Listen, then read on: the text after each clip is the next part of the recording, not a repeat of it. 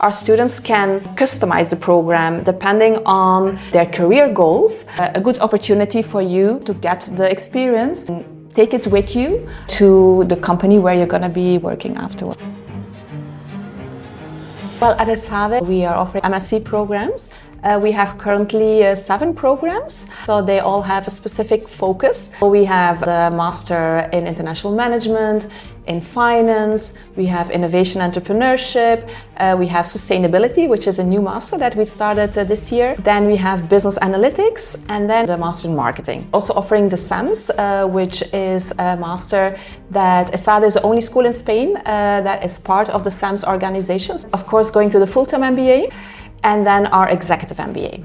We do have an average GMAT score, which is 660. The higher score you have, the higher chance for a higher scholarship. What we look at selecting our candidates is having this diversity. Here we have in our hybrid format 59% of women. International profile, we say we have 97%, so that means that we have 3% of Spanish. So it's truly international. Very global. For our master programs, we don't ask for work experience, but it is an additional value if you have done internships. So it's very important to mention that in the application. For the full-time MBA, where we ask for a minimum of 3 years of work experience, of course, the work experience is going to have a much higher impact than for our master candidates.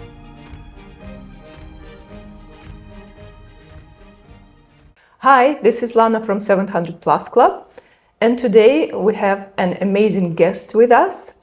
She is a Recruitment and Admission Associate Director from ESADE. Please welcome Ursi van der Herten. Thank you. Thank you. Thanks for having me here today. It's a pleasure to be here in Milan and to have this conversation with you. Well, welcome. We're very happy to see you. Thanks. Today we're going to speak about ESADE. We know it's a wonderful school, and a lot of our students actually choose it as their first choice. So today we're going to discuss a little bit more in detail the programs that you offer, the features of those programs, the candidate profiles, and in general what paths are students taken after graduating ESADE.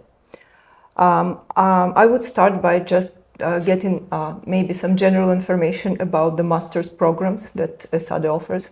Yes. So, well, at ESADE, as you said, we are offering master programs, so our MSc programs.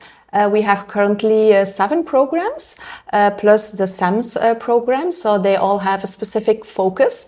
So we have, for example, the Master in International Management, in Finance, we have Innovation Entrepreneurship, we have Sustainability, which is a new master that we started this year, Digital Business, which is a new master that we launched last year. Then we have Business Analytics, and then I think I forgot to mention the Master in Marketing. Yeah, so we have 7. And then we're also offering the SAMS, which is a master that ESADE is the only school in Spain that is part of the SAMS organization, so there are 34 schools. Which is, I would say, then the 8 master. Then, of course, going to the full-time MBA, which is also a yearly intake. And then our executive MBA, where we have also different formats. Mm-hmm. So I would say the full range of master programs. Yes. Okay. Can you maybe pinpoint some features of those programs that only ESADE offers?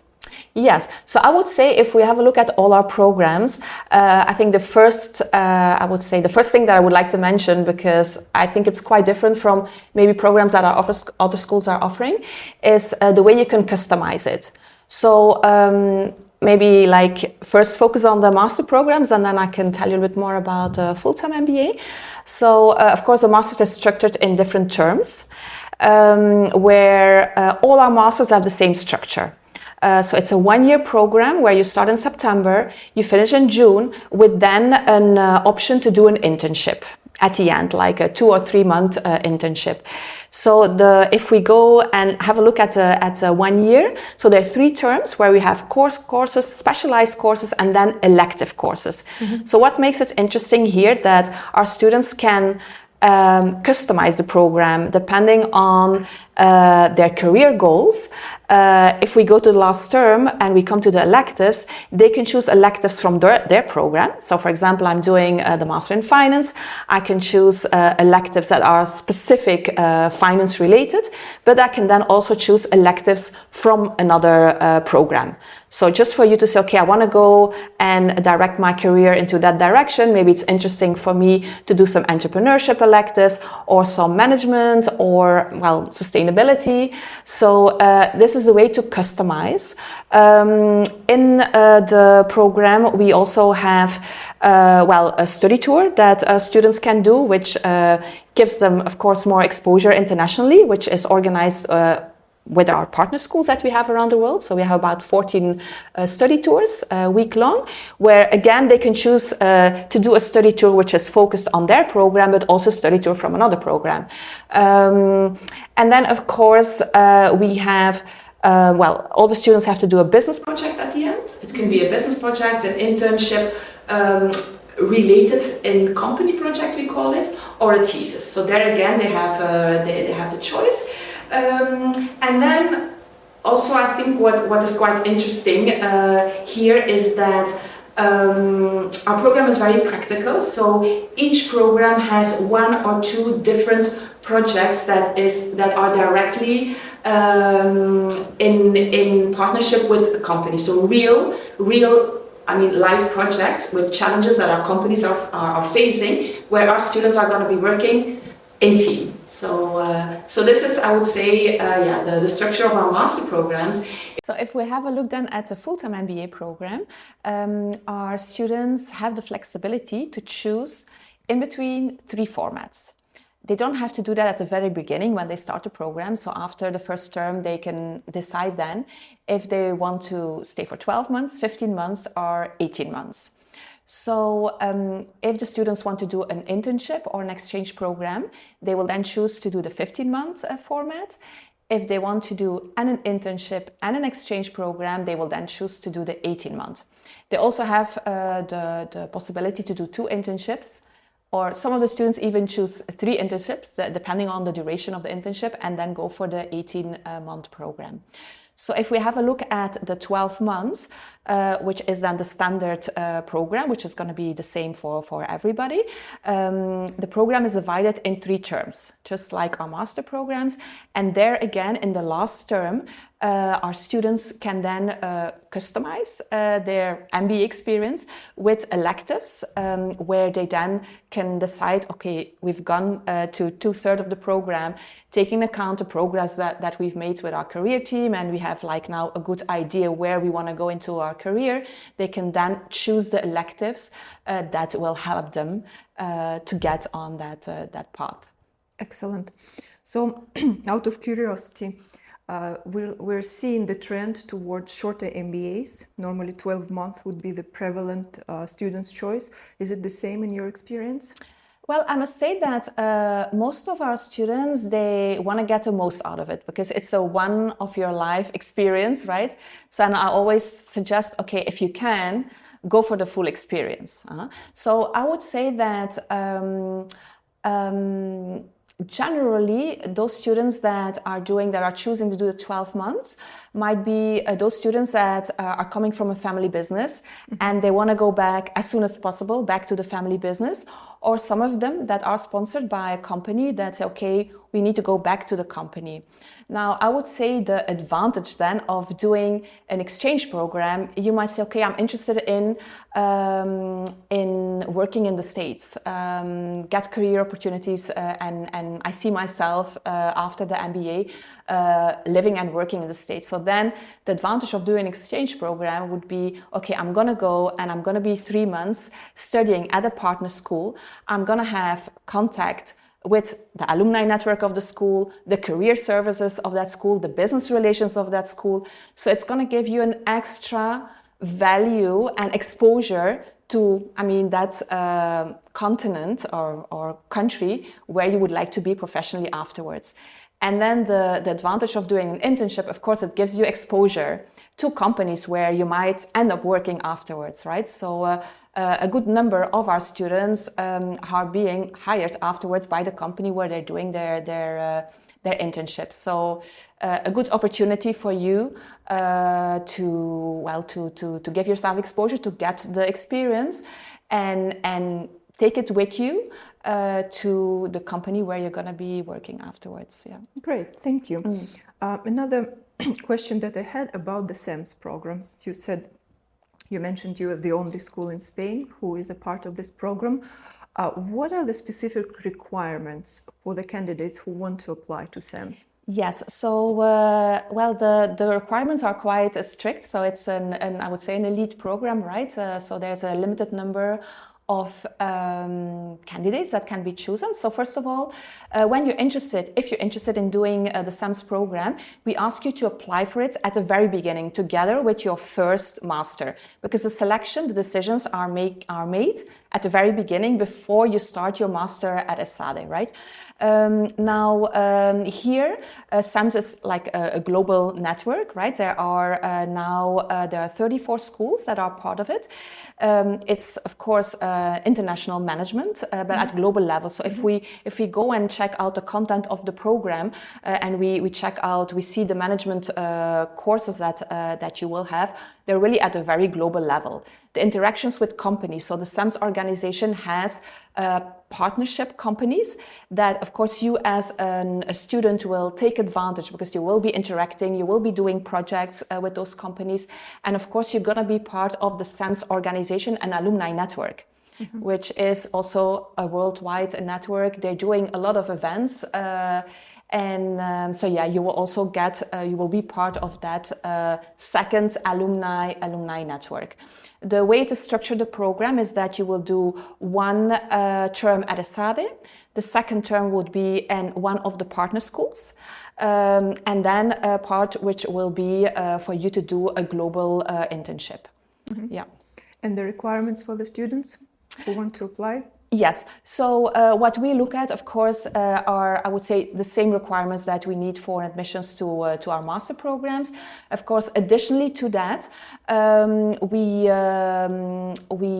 would need you to speak at least 3 languages, right? Okay. If you say, okay, I only have 2, we give you the time during your master at ESADE to study a language, because optionally during the master, all our master programs, you can study another language, being Spanish, French, German, even Mandarin, right? So you have the time to do that, to catch up on this third language.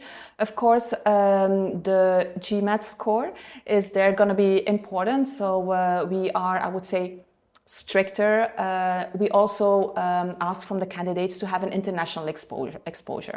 So having not necessarily work experience, but having traveled, having worked in international environments with international colleagues and so on. So the international exposure is also very important to be selected for the SEMS program. Are there any requirements as to the background of the students in terms of what kind of courses they previously took? Yeah, so, requirements itself, no, but I mean, most of the candidates, the students that are doing the international management, the SEMS program, they do have a background in business, but not all of them. So if you do any master at ESADE, it can be a master in marketing, could be the international management program, could be the master in finance. You can all combine them with the SEMS program. So independently of the previous program, yeah. Okay. Could you elaborate a little bit more? You mentioned that there are entrepreneurship electives and there is a master in entrepreneurship, right? Yes. What is all included in that master, or what is all included in those electives? Yes. So, ESADE has a very strong focus on entrepreneurship, right? First of all, and that goes through all our programs, not only the entrepreneurship program. So we really, what we would like to give to our students is this entrepreneurial mindset. I mean, not only entrepreneur, but also intrapreneurial, right? Because you don't necessarily have to become an entrepreneur and set up your own business.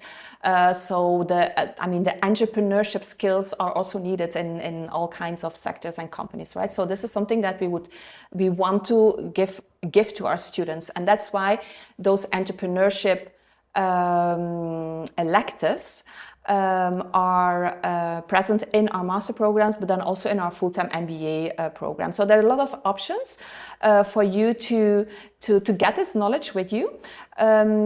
If we go and have a look, for example, at our Entrepreneurship Institute, it's a research institute, but then also they are very actively collaborating with the academics, with the programs, with the different programs, right?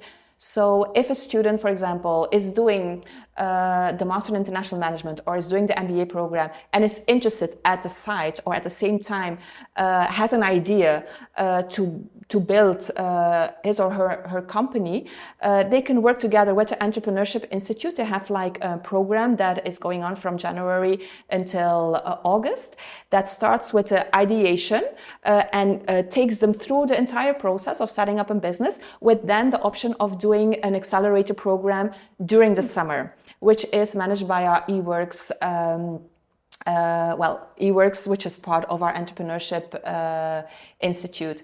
So there again, an amazing opportunity, knowing that we work very closely with our alumni. ESADE has the biggest angel investors band that are alumni of the school that are collaborating with our students on developing their entrepreneurial ideas. So you practically have all the ecosystem built up. Yes. Mm-hmm. Besides that, we also have like an entrepreneurship club, which is organized by the student organization. We have an entrepreneurship lab that is academically offering electives, but then also extracurricular activities that are not needed in order to get your credits, but that of course you can then take. And then also an entrepreneurship study tour that we have that is part of our MBA program. And then also if we go then specifically and have a look at the Master in Innovation and Entrepreneurship, where you're really going to be focusing on entrepreneurship and innovation, there also you have a study tour specifically. There are 2 or 3 study tours going to different countries where there's going to be a lot of interaction also with companies to learn from them. And so a lot of opportunities to develop your entrepreneurial mindset at ESADE. Yeah. No secret that ESADE is based in Barcelona. It's a very vibrant city. A lot of our students want to go there to study. And I was wondering what apart from the academic part of the program, does ESADE offer as extracurricular activities, I don't know, cultural programs maybe? What else is given to the students? Okay, of course, yes, you mentioned Barcelona, which is, I must say an advantage, right, of our school. Definitely. Being based in Barcelona. So there are a lot of, I would say, extracurricular activities taking place in the city that also ESADE is collaborating with. To give you one example, we have every year the World Mobile Congress that is taking place in Barcelona, where we get experts from all around the world, right? It's a week where the city is completely collapsed, and ESADE is proactively working together with this Congress. So we have also a stand, classes are taking place. There is part of the Mobile World Congress, we have the 4 Years for Now, which is really dedicated to entrepreneurs. So there again, there are a lot of activities. We are working together with companies, having lectures during the Congress. It's one of the, I would say, extracurricular activities that you can be part of. Then again, I think a big role here are playing the student clubs. So we have student clubs, part of our MBA program, but then also from our master programs. They are completely run by students. There's a long list. I wouldn't know how many, but some examples maybe. Yeah. So we have. So it's the Ambassa student organization that has a board, and they are, let's say, supervising all the other clubs. So each club official club has a board again. And are organizing. They have a budget, and they are organizing different activities. So that could be from cultural, like gastronomic events.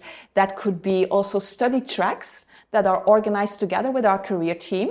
They can go, for example, and do a study track to Dubai, or do a study track to any other country, where then the objective is getting in contact with companies, like career-wise, right? Learning, but also companies that have job positions, knowing that, okay, I'm going to be doing this study track, we call it.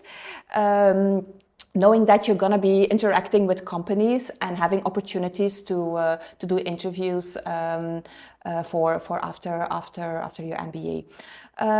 So yeah, I mean, we have transversal like weeks that are organized, like a week on diversity and inclusion. We have a sustainability week, and those initiatives are really organized by different programs, different departments of the school. So it's really a transversal events that are taking place. Yeah. Mm-hmm. So you mentioned diversity and inclusion. Mm-hmm. Could you give us a little bit more detail in terms of how ESADE makes sure there is diversity on campus? Yes, I think this is a really important point. And some years ago, ESADE set up a work group to really identify what are where should we concentrate on if we talk about diversity and inclusion. So there are different initiatives, again, through the entire school. I mean, well, first of all, if we go and have a look at the clubs, we have the LGBTQ club. We then also have a club which is called ESADE Equal. We have, if we go and have a look at programs in executive education, we also have an executive master focused on diversity and inclusion, which is quite interesting too. And then going back to the clubs, we have like a vice president for diversity and inclusion that has organized a quite interesting initiative, which is called like Elephant Talks, where the objective is talking about uncomfortable conversations. An elephant in the room. Yes. So there again, with focus on diversity and inclusion. And then again, last month, ESADE got an award, an EMBA award, for an elective, a brand new elective that we're offering, and it's called Racial Injustice. Mm-hmm. So yeah, the team that worked on that got the EMBA award that was given to them in London. Congratulations. Yes, yes, news. We're very proud of that. Yeah. So yeah, a lot of things are going on, and I think it's really important. Yeah.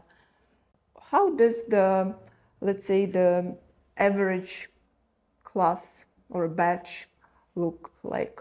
All right. So the master programs, we have currently this year about 580, around to 580 students. That's all our master programs. So we have seven MSc programs. So what I would say, I mean, first of all, what we look at selecting our candidates, besides the overall profile, of course, is having this diversity, gender diversity, right? In the master programs, we have about 43% of, in the MBA, we have about 43% of female. In the master programs, it's more or less the same.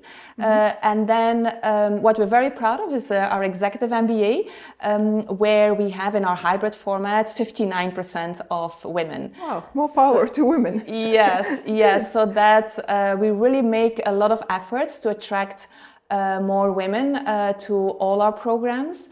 We work together with the Forte Association for the scholarships. We work together. We have a club, Women in Business, part of the alumni association, but then also part of the student association that are doing a lot of initiatives for women to attract women and also help finance women their program.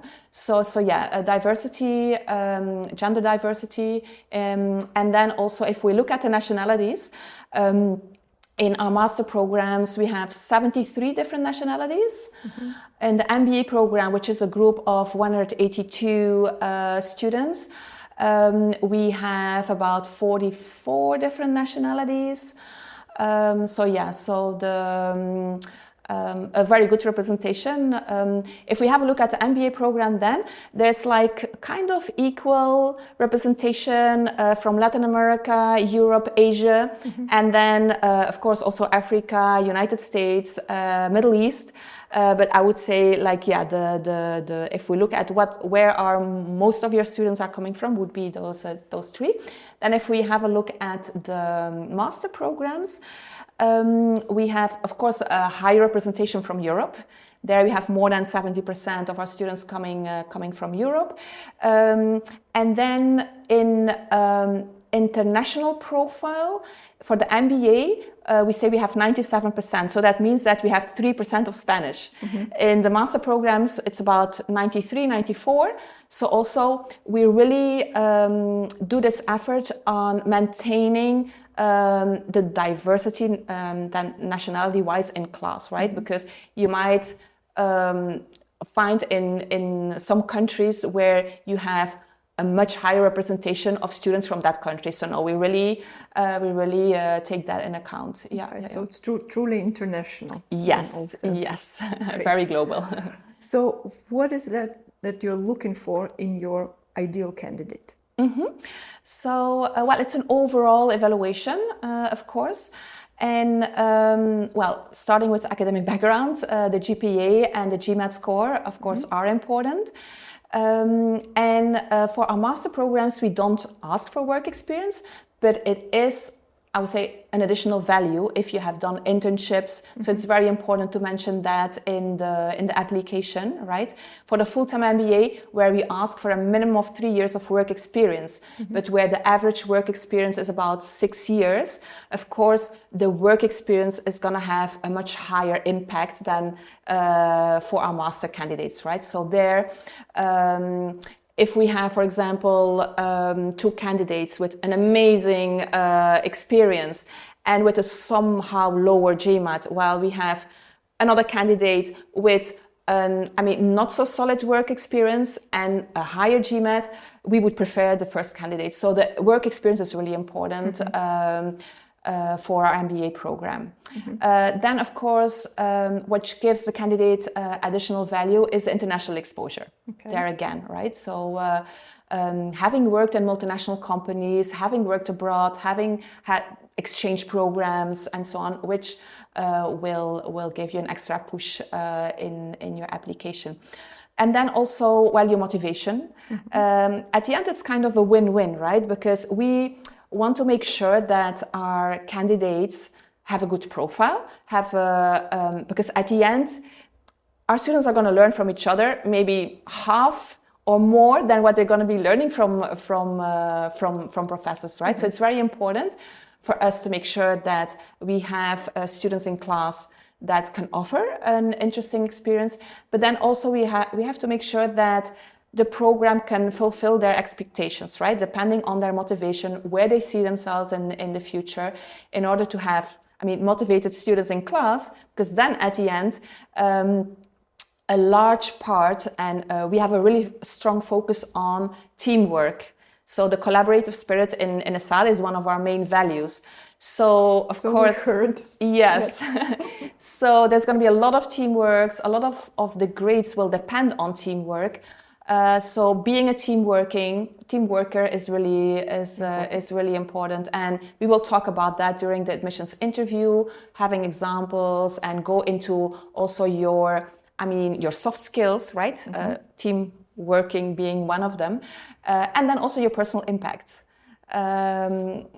What does that exactly mean, your personal impact? Yes, and overall, I would say, and that's not a question that is included in the application, but this is more like having a conversation during the interview and knowing how are you as a person. Of course, we're not psychologists, right? But we want to make sure that, well, personality-wise, our students are open, are curious to learn, are willing to help others, because I mean, ESADE, you've seen our slogan, right? So do good, do better. It's really important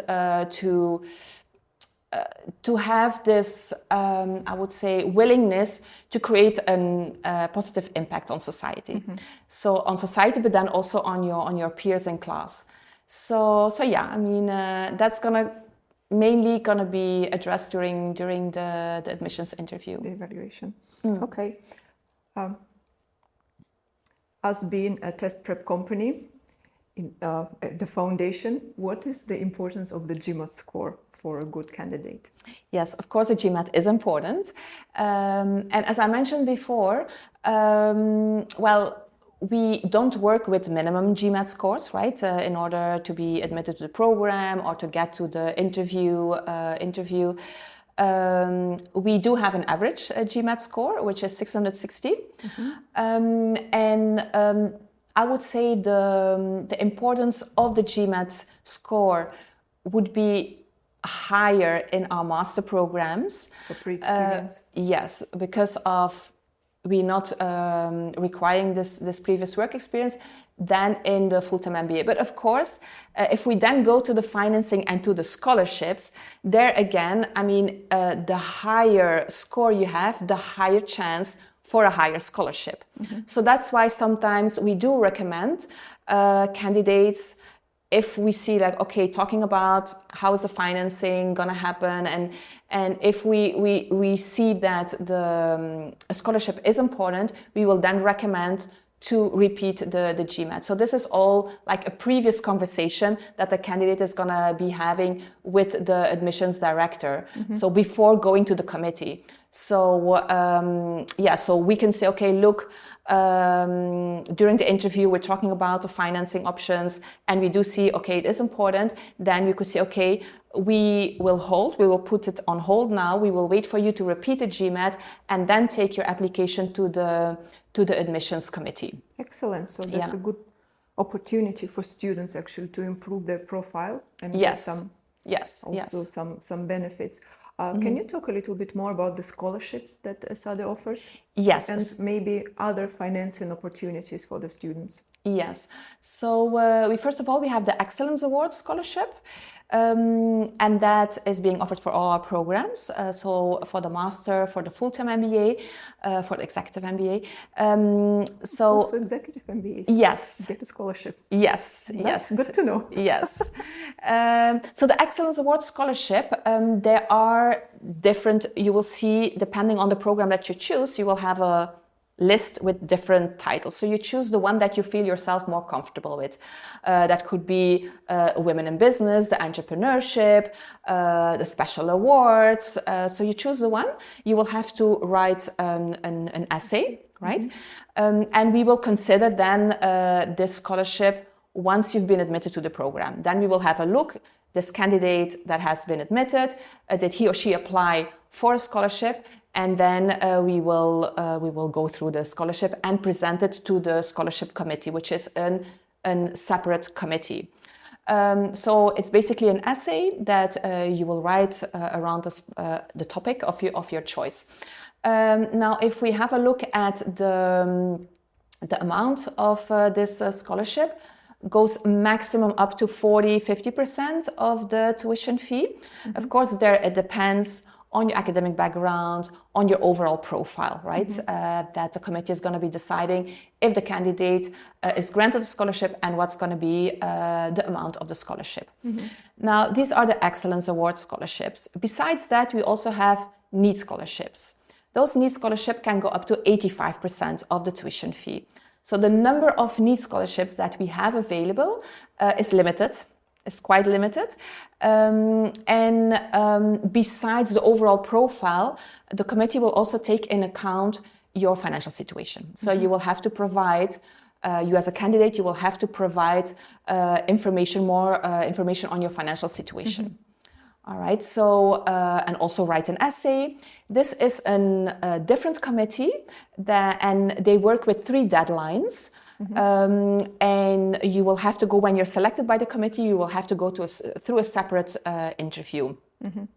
While the Excellence Award, those scholarships are granted on a weekly basis. So this Excellence Award scholarship is coming together every week, and it's taking decisions every week. While the NEED scholarship is coming together, there are 3 deadlines, the end of January, end of February, and the end of March. If I'm applying for an excellence scholarship, does it make any difference for me in which round I need to apply? Yeah, so first of all, for the admissions process, we work with rounds, right? I mean, they are announced, but in reality, we do work on a rolling base for admissions. So that means that if you submit your application now, we do the interview tomorrow. We will take your application to the committee the next Thursday, for example, right? So it's on a weekly base. That means that once the candidate is admitted to the program, then we will have a look, did this candidate apply for a scholarship for an Excellence Award? If yes, we will then take the application for the scholarship to the committee the next week. So it's also a rolling system for the Excellence Award, right? So that means that the process is very fast. From our side, it's very fast. So if you want, you can know this week I'm admitted, and next week what is your scholarship, and so on. So for you to take a decision to enroll. Now, of course, if you wait to apply until the end of the application rounds in general. Being May, of course, our scholarship budget is also going down. So the chance of getting a scholarship is going down towards the end. Now, what we do is, if we see that at the end, okay, we don't have scholarship available anymore, but this candidate applied late, but really has a good profile and could be granted a scholarship, we can put this candidate on waitlist. So that means that if we have a dropout of a deferral of an enrolled student or still waiting to pay, right, then we can relocate this scholarship to a waitlisted candidate. Okay, so in general, it makes sense to apply earlier. To apply earlier, yes. Bottom line. Yes. Okay, great, thanks. Apart from, as I understand, very busy academic syllabus, does ESADE or the programs, do they offer anything in terms of professional development of the students? I must say it's a very important part of the journey of our students, because from the very beginning, even before you start the program, our students will start working with our career team.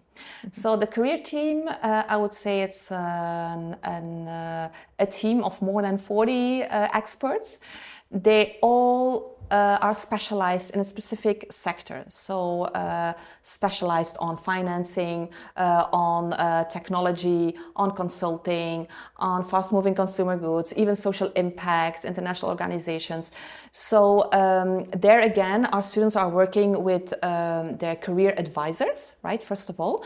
If we have a look at the full-time MBA program, they have the option to do a career accelerator program. This is optional, and our students can choose 2. So we have in total 4. One is on financing, one on consulting, on tech, and healthcare. If they're not interested in one of those, they can of course do the general career activities with a team. So this career accelerator program is going to be focusing on one specific sector. So that means that the students are going to be interacting with companies, organizations that are part of that. They're going to be participating in specific career weeks of companies coming to campus. And then also there's going to be a lot of interaction, and that's both for the full-time MBA and for our master programs, with companies coming to campus, talking about what's happening in the sector, what are the skills that we're looking for, what are the kind of positions that we're recruiting for. And then together with the career team, our students will work on getting those skills. There's going to be soft skills seminars, specific courses on that are needed for specific sectors, or for consultant, for financial sector. So it's going to be a large list of different activities organized by the career team. They're also going to be working with the students on doing mock interviews, how to build your CV, all depending on where you see yourself in the future. Now, the career team is very approachable. So they even have sessions during the week where you can just go to the campus, to the bar, and you know that the career advisors are going to be there from that time to that time. If you have any ideas, any doubts, you can have a talk with them. And then, of course, they also work very closely with alumni that we have all around the world. Because at the end, the alumni are going to be our first contact in a company, right? So a lot of companies that are coming to campus are companies where we have alumni working. And that's then our career team that is actively working with alumni and with their companies to be involved. And then also from career perspective, we're also organizing events for students when they go, for example, on their study tours or doing study tracks, where in that country they're gonna be meeting with alumni of the school and with their companies. That can go, for example, in a couple of weeks here in Milan, we have an event organized by alumni and the career department on the future of work, where we're going to have alumni experts talking about how does the future look like and what are the opportunities. So this is one kind of event. And then, of course, once, when they go on tracks, on tours, there's also going to be interaction with alumni, because at the end, what I suggest for students, is do also your network. It's going to be very important. The career team is going to help you with that. If you say, okay, I'm looking to work in this company, in this position, they know the alumni. So, okay, let's connect with that alumni in that country, have your call, talk to them, and so on. But I think it's also important as a student to do previous work and to say, okay, these are the companies that I'm interested in. And already before you start the program, do your research, network with them, so that you already have one foot in the company, and when you're going to be doing an interview or meeting with a company. And our alumni are always very, very happy to talk to students, yes. But do you have specific recruitment events on campus? Yes, so we have career weeks, we call it. They are sector-wise, and there are several ones during the year. So the finance career week is, I would say, the first one. Consulting and careers are one of the first. Because those are the sectors that are recruiting also much in advance, right? Yeah. Is there one industry that is predominant for your graduates? For example, I don't know, consultancy. Like the majority of the class then goes to consultancy. Yes, so maybe different from other schools where there's a strong focus on one or other sector. At ESADE, we try to be as diverse as possible. So that's why our career team is also organized that way. And if we say, okay, for example, we see like 2 years ago, okay, tech sector is going down, there's less demand, they're also gonna reinvent. The team has been looking for other opportunities depending on how the market looks like. So they're very adaptable to and that I think also makes it interesting. And also for them to advise a student, like, look, okay, you're going into that sector, but maybe the opportunities are not that high. How can you redirect? And taking into account where you're strong in what you want to do, but how can you redirect towards another position or another sector? Because as I see, this is one of the differences that we see from other schools that we've had here, definitely. Yes. This is something very different. Could you dwell on the application process for your master's program? The application process at ESADE is, I would say, First of all, it's quite fast, right? There's a lot of interaction with our candidates before they really get to the interview. So we pay a lot of attention to this personal approach to make sure to guide the candidates before they really start their application. So this, I think, is the first step. And I think that's also interesting for a candidate to talk to the admissions officer, to talk to the admissions director to get more guidance. For example, if we go to the master programs, we have, 7 master programs, right? In order for you to know, okay, what is the best program that I should apply for, right? Because some of our candidates, they hesitate. They're interested in international management, but they're also interested in the Master of Finance. First of all, what's important to know is that even if you do one master, you can do electives from the other program. So it's just like, okay, what is my main focus? Do I want to go? Do I want to focus more on international management? Do I really want to focus on finance? And choose the program that is your main focus, knowing that afterwards you can always add electives from another program. Now, there's also an option for you to apply for 2 programs at the same time. So you will have to choose, this program is my first choice and this is my second choice. So this makes it easy for us, because when we come to at the end of the process, when we go to the admissions committee and they say, okay, we don't see this candidate for the finance, but or he or she also applied for international management, and we think that the candidate is more suitable for that program, then in the same committee they can already give an admittance for the second program of your choice. So that's possible. Then if you're interested in the SAMS program, you will have to apply from the very beginning for your first program and then for the SAMS program. Okay. So, well, you start, I would say, with just informing yourself and then choosing the program or the programs of your choice. You will, of course, the candidates have to apply online. In the online application, there will be an essay, right, with questions that they have to answer. Always recommend to make sure that in total you have 1.5 pages, not answer the questions with 2 lines, right, but elaborate on it. How do you suggest to choose the recommenders for the programs? So if we have a look at master programs, we're asking for 2 recommendation letters, right? Some of our, a large number of our candidates, they don't have work experience. So then in that case, of course, the recommendation letters would come from academics, from their professors. And if they do have work experience, or if they have done an internship, it's always, advisable to have one of both, because then we can also, hear more about what the recommender has to say about his or her work experience, right? Then if we go to the full-time MBA program, we ask or a recommendation letter or a company support letter. And there again,